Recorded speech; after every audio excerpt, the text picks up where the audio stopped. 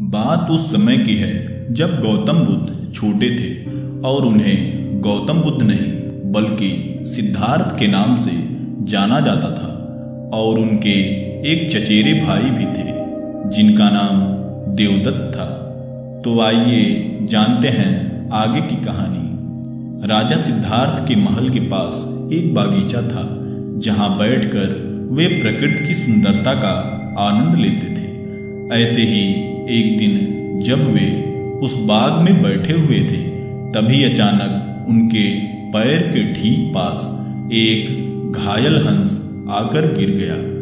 उसे देखकर ऐसा लग रहा था कि जैसे किसी शिकारी ने उसका शिकार किया हो, क्योंकि उसके शरीर में एक तीर भी लगा हुआ था।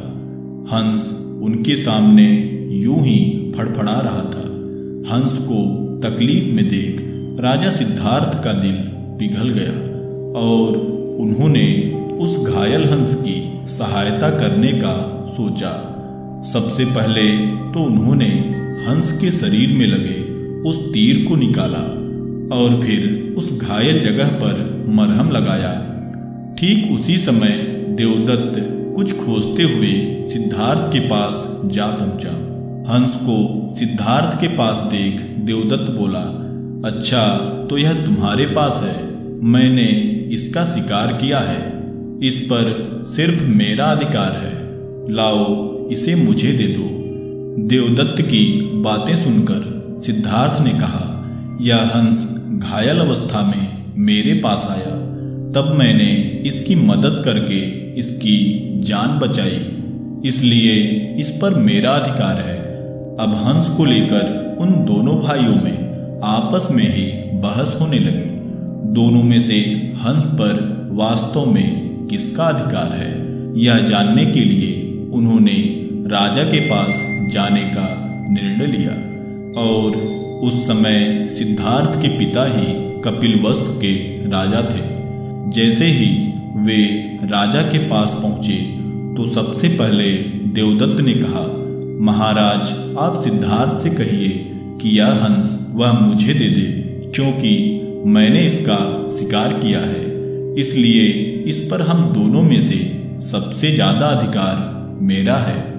जब देवदत्त ने अपनी बात पूरी कर ली तब राजा ने उन दोनों को शांत किया और उनसे पूरी बात जानना चाहा।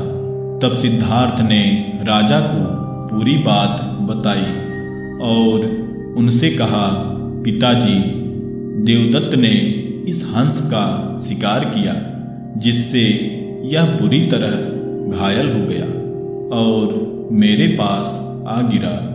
तब मैंने ही इसका इलाज करके इसकी जान बचाई। अब आप बताइए कि हंस पर सबसे ज्यादा अधिकार किसका है। अच्छे से विचार करने के बाद राजा ने उन्हें समझाते हुए कहा, इस हंस पर पूरा अधिकार केवल सिद्धार्थ का है, क्योंकि उसने हंस को मारने के बजाय उसकी जान बचाई और मारने वाले से बचाने वाले का अधिकार सदैव ज्यादा होता है। अब राजा की इस बात को देवदत्त भी अच्छे से समझ चुका था।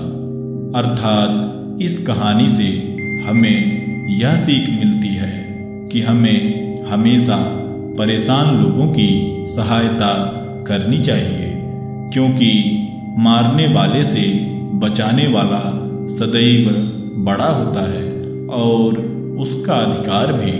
तो दोस्तों, अगर आपको हमारा यह वीडियो पसंद आया हो तो इसे एक लाइक और ऐसे ही जानकारी वाले वीडियोज के लिए चैनल को सब्सक्राइब कर लें। धन्यवाद।